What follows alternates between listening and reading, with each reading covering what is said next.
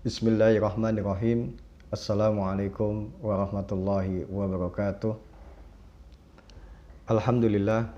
Alhamdulillahilladzi hadana lihada wa ma kunna linahtadiya laula an hadanallah. Asyhadu an la ilaha illallah wahdahu la syarikalah wa asyhadu anna Muhammadan abduhu wa rasuluhu la nabiyya ba'dah. Allahumma sholli wa sallim ala nabiyyina Muhammadin wa ala alihi wa sahbihi ajma'in, amma ba'd. Jamaah sekalian yang dirahmati oleh Allah Subhanahu wa taala. Pada kesempatan yang berbahagia ini kita berjumpa kembali.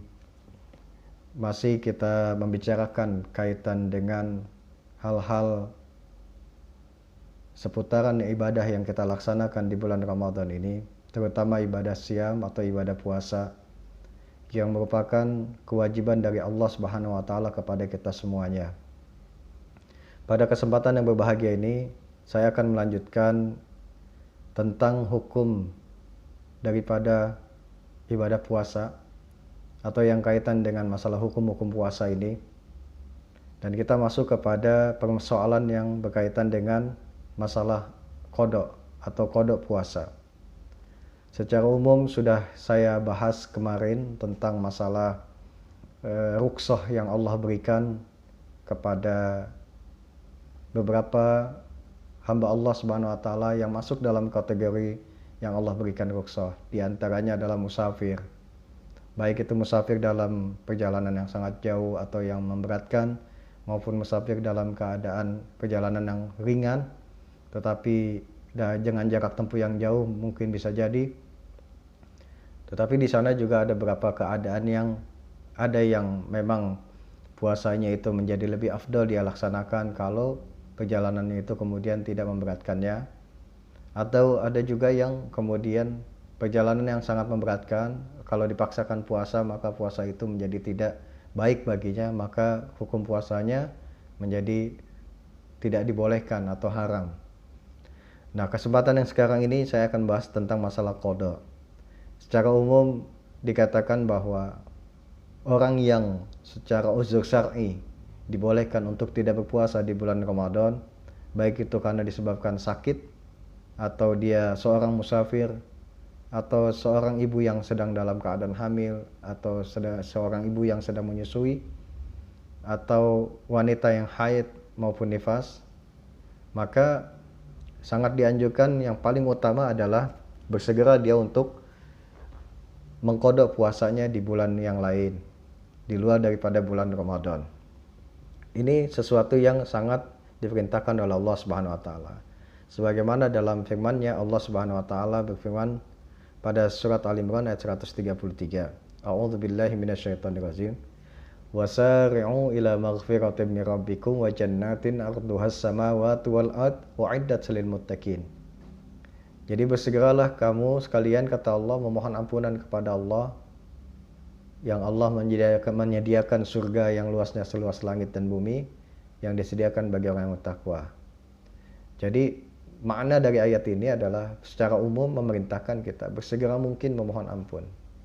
Ya, kalau kita bisa meninggalkan puasa karena uzur syar'i yang memang dibolehkan secara syariat, tetapi kita juga harus bersegera mungkin mengganti atau mengqada ibadah puasa yang kita tinggalkan di bulan Ramadan tersebut di bulan yang lain sesegera mungkin. Jangan kemudian kita tunda-tunda. Dan memang mengqadanya itu boleh, yajuzulahu ayyaqdiya mata sya'a. Artinya bahwa boleh seorang yang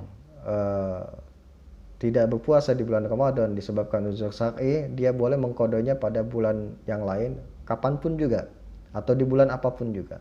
Tetapi sekali lagi tidak boleh kemudian dia mengulur-ngulurnya, bahkan sampai kemudian ketika mau masuk bulan Ramadan di tahun berikutnya baru kemudian dia mengqada puasanya. Bahkan kadang-kadang ada orang yang kemudian lalai sehingga begitu masuk bulan Ramadan di tahun berikutnya sama sekali dia tidak membayar hutang atau membayar qada puasa yang dia tinggalkan di bulan Ramadan sebelumnya.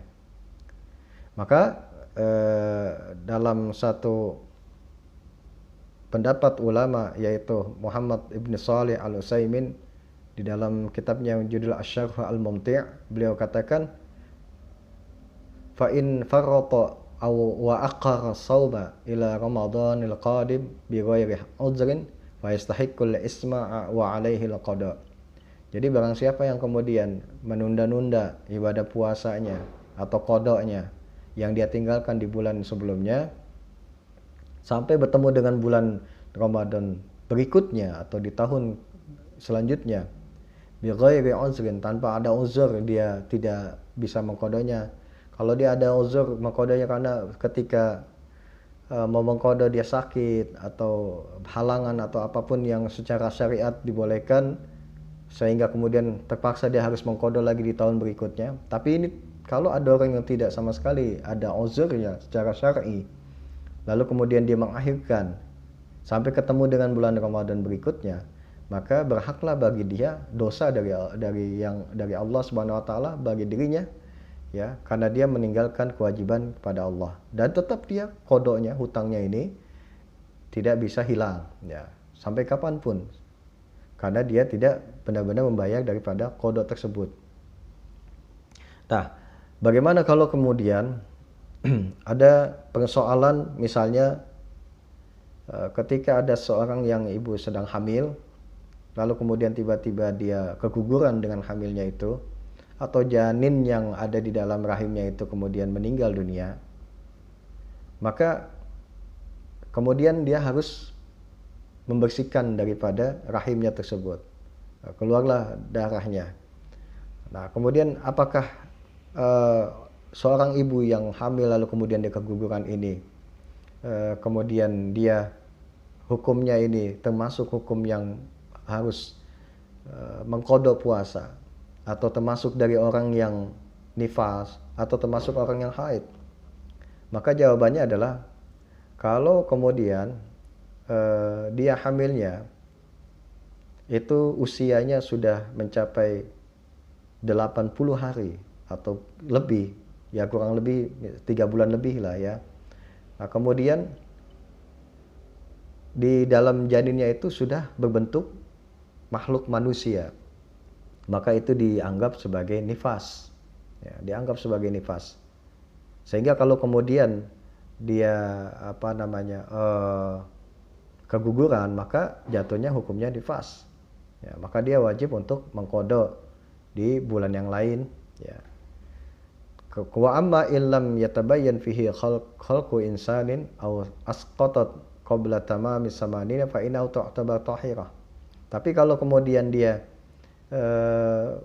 kegugurannya itu belum mencapai 80 hari atau 3 bulan lebih, atau belum berbentuk janinnya itu berbentuk seorang manusia, maka dianggap bahwa dia dalam keadaan tahirah artinya suci, bukan dalam keadaan nifas, tetapi dianggap bahwa dia seperti hukumnya hukum seorang yang haid.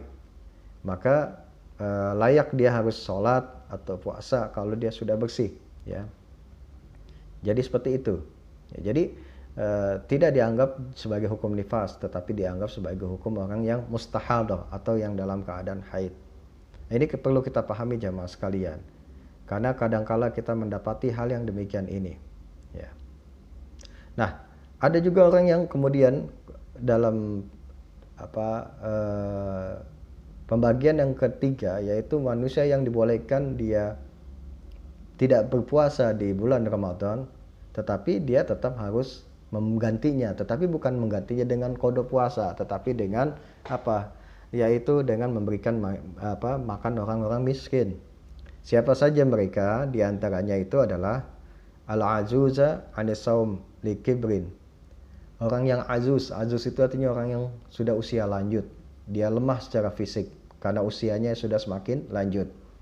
Nah, yang demikian ini tidak mungkin dia akan melaksanakan ibadah puasa, entah itu di bulan Ramadan maupun di bulan yang lain. Di bulan Ramadan dia meninggalkan puasa karena usianya, sehingga dia menjadi lemah. Untuk mengqada di bulan lain pun juga sama, tidak mungkin. Sehingga wajib bagi dirinya bukan untuk mengqada puasa, tetapi menggantinya dengan dengan memberi makan orang miskin. Yang kedua adalah maradun la yurja buru'ahu. Orang yang sakit Yang sakitnya ini sakit yang memang tidak bisa menyebabkan dirinya untuk bisa melaksanakan ibadah puasa. Ya, karena sakitnya ini menyebabkan dia lemah secara fisik. Kelemahannya ini kemudian tidak berhenti pada di bulan Ramadan saja. Di bulan-bulan berikutnya pun sama keadaannya, karena memang mungkin sakitnya sudah sangat luar biasa, ya, sehingga apa yang diharuskan, maka diharuskan bagi dirinya bukan mengkodok puasa, tetapi memberi makan orang miskin. Dalam suatu riwayat dari Atha bahwasanya dia mendengar Ibnu Abbas radhiyallahu anhuma mengatakan dalam firman Allah Subhanahu wa taala, wa 'alal ladzina yutiqunahu fidyatun ta'amu miskin. Dan bagi orang-orang yang tidak bisa berpuasa lalu kemudian dia membayar fidyah, yaitu memberi makan orang miskin. Ibnu Abbas mengatakan, laisat bimansukhatin huwa syekhul kabir wal magatul kabira la yastati'ani ayyasuma fayut'imani makana kulli yaumin miskinan. Jadi ayat ini tidak menghapus daripada seorang syekhul kabir atau orang yang udah usia lanjut. Artinya orang usia lanjut ini termasuk daripada orang yang hanya diperkenankan membayar fidyah karena dia tidak bisa mampu melaksanakan ibadah puasa di bulan Ramadan. Begitu juga dengan seorang nenek, ya, kakek nenek yang sudah usia lanjut, keduanya tidak bisa puasa. Maka bagaimana menggantinya? Bukan dengan puasa, dengan qada, tetapi dengan fidyah, yaitu memberi makan orang miskin setiap harinya dimanapun juga. Jamaah sekalian yang dirahmati Allah Subhanahu wa taala. Bagaimana memberikan makan daripada orang miskin ini? Yaitu bisa memberikan makannya itu dengan memberi makanan yang ghairu matbukhin. Ya, bimiqdari nisbi sha'in 'alal masyhur. Jadi sesuai dengan makan yang dia peroleh, yang dia makan setiap harinya. Ya, boleh itu makanan itu tidak perlu dimasak, itu boleh, ya. Atau makanan yang bahan sembako, bahan pokoknya seperti itu boleh, jemaah sekalian, untuk menggantinya, ya. Dan disunahkan lagi kalau kemudian makanan ini ditambahkan dengan makanan yang menyehatkan, artinya memiliki nilai vitamin yang sangat tinggi untuk memberi fidyahnya itu kepada orang miskin atau orang fakir itu, yaitu dengan ada daging ayam atau daging sapi dan lain sebagainya. Itu sangat dianjurkan dan disunahkan, ya. Nah, atau boleh juga dia memberikan fidyahnya itu dengan cara apa? Yaitu si orang syekhul kabir atau al-maratul kabir atau orang-orang yang udah usia lanjut, al-ajuz tadi, yang tidak bisa berpuasa lagi di bulan Ramadan sementara dia bayar fidyah, maka dibolehkan dia memasak. Ya, masak sendiri makanannya itu. Begitu makanannya itu sudah bisa dihidangkan, maka wayadul masakin litanawuli. Dia mengundang orang-orang miskin datang ke rumahnya untuk makan. Au yuwazzi' alaihim, atau juga bisa dibagikan. Ya, kalau memang dia tidak bisa untuk mengundang orang miskin ke rumahnya untuk makan makanan yang dia sediakan sebagai pengganti daripada puasanya atau fidyahnya dia, atau juga boleh dia membagikan secara langsung, ya. Orang miskinnya tidak datang, orang-orang fakir tidak datang ke rumahnya, tetapi dia datang sendiri ke orang-orang yang fakir atau miskin tersebut untuk memberikan makanan tersebut. Nah, kapan dilakukannya? Kalau memang orang itu sudah usia lanjut, sebelum datangnya bulan Ramadan, ketika awal datangnya bulan Ramadan, itu boleh dibagikan. Jadi yajuzu taqdimul it'ami fi awali syahr. Boleh memberikan, ya, atau memberikan fidyahnya itu di awal bulan. Ya, ketika awal masuk bulan Ramadan dia sudah langsung berikan fidyah itu. Kenapa? Karena memang kondisinya memang tidak memungkinkan dia melaksanakan ibadah puasa di bulan Ramadan. Atau fi wasatihi, atau di tengah bulannya boleh. Atau sesudahnya itu juga boleh. Jadi perintahnya untuk membayar fidyah ini sangat luas. Jadi tidak ada ketetapan khusus harus awal bulan, tidak. Atau ada ketetapan khusus harus pertengahan bulan, atau ada larangan tidak boleh di akhir bulan, tidak ada. Jadi silakan saja kemampuannya. Kalau kemampuannya itu di awal bulan, maka berikan di awal bulan. Kalau kemampuannya di tengah bulan, maka berikan di tengah bulan. Atau kalau kemampuannya di akhir bulan, maka bisa diberikan di akhir bulan tersebut. Demikian jemaah sekalian yang dirahmati Allah Subhanahu wa taala, yang dapat saya sampaikan yang kaitan dengan masalah qada puasa.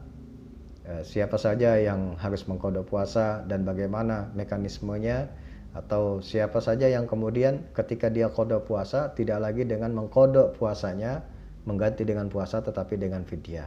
Mudah-mudahan bermanfaat bagi jamaah sekalian dan saya. Sekali lagi mudah-mudahan Allah senantiasa memberikan kesehatan bagi kita semuanya, jasmani dan rohani, dan Allah menerima amaliyah salehah kita di bulan Ramadan ini. Assalamualaikum warahmatullahi wabarakatuh.